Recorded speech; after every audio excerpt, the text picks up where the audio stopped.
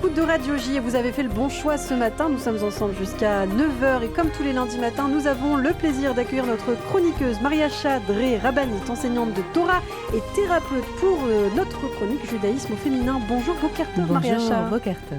Et toujours un plaisir d'être à vos côtés en studio. Alors on parle ce matin de veille de Rosh Hashanah. Nous sommes veille de Rosh Hashanah et c'est une date anniversaire importante, date anniversaire de la création de l'homme. Absolument. Alors, toujours dans notre exploration d'Adam et Ève, il était important de préciser que Rosh Hashanah, c'est la date anniversaire, non pas de la création du monde, mais de la création de Adam et Ève en réalité. Et à Rosh Hashanah, on a l'habitude de tenter d'être à l'écoute. On va écouter le son du shofar, mais il y a une autre voix à écouter en même temps que celle du son du shofar, qui a accompagné, comme nous le savons, au Sinaï, le don de la Torah. Cette autre voix à écouter, c'est la voix de Dieu qui s'adresse à Adam le jour donc de Rosh Hashanah, qui est le jour de sa création. Adam a donc été créé. Le même jour, il a enfreint le seul commandement qui lui avait été donné. Nous nous souvenons de ne pas manger du fameux arbre de la connaissance. Et puis, il avait honte, il était nu. Il est donc allé se cacher derrière un arbre.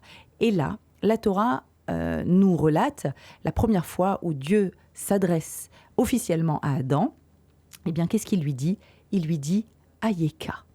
Ayeka veut dire « Où es-tu » Alors, c'est bien entendu une question rhétorique. Il s'agit de Dieu qui parle à Adam. « Où es-tu » C'est la question que l'on doit entendre chaque année à Rosh Hashanah, nous tous descendants d'Adam et Ève. Où es-tu ? Où en es-tu dans ta vie ? Comment te positionnes-tu ? Quelles sont tes valeurs ? Vers où te diriges-tu ? Quels sont les choix que tu fais ?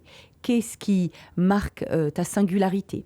Et donc, il va falloir que l'on entende cette question et nos sages nous disent qu'à l'intérieur, au sein de cette question « Ayeka, où es-tu » eh bien, il y a un petit code qui est écrit. Ayeka s'écrit avec 4 lettres, le Aleph, le Yud, le Kaf et le He.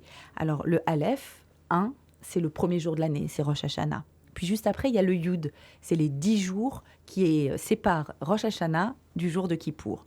Puis ensuite, Kaf, c'est Kippour, le jour de Kippour. Et enfin, le petit He. Qu'est-ce que c'est que ce petit He ? Eh bien, c'est la fête de Sukkot. Pourquoi ? Parce qu'une soukha doit impérativement avoir 3 côtés, exactement comme la graphie de la lettre He, 2 côtés entiers et un mini-côté. Très exactement comme la graphie du He, c'est l'enlacement de Dieu. Eh bien, nous nous apprêtons donc à rentrer dans cette longue période des fêtes de Tishri, durant laquelle il faut pouvoir répondre à cette question où nous sommes, vers où nous allons également. Et alors, on se souvient que de la réponse d'Adam, Adam qui raconte alors qu'il a consommé du fruit, et puis Dieu lui pose encore une question rhétorique, mais comment se fait-il que tu l'aies consommé puisque je t'avais dit de ne pas le faire ? Et Adam répond, alors il loose, si je peux me permettre, mais il dit « c'est pas moi, c'est elle.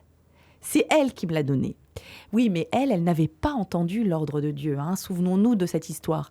C'est pour ça que, pour toujours, ça s'appelle la faute d'Adam, ça ne s'appelle pas la faute d'Ève. Et donc, en disant c'est elle, Rachi sur place nous dit, là, il a vraiment manqué de reconnaissance.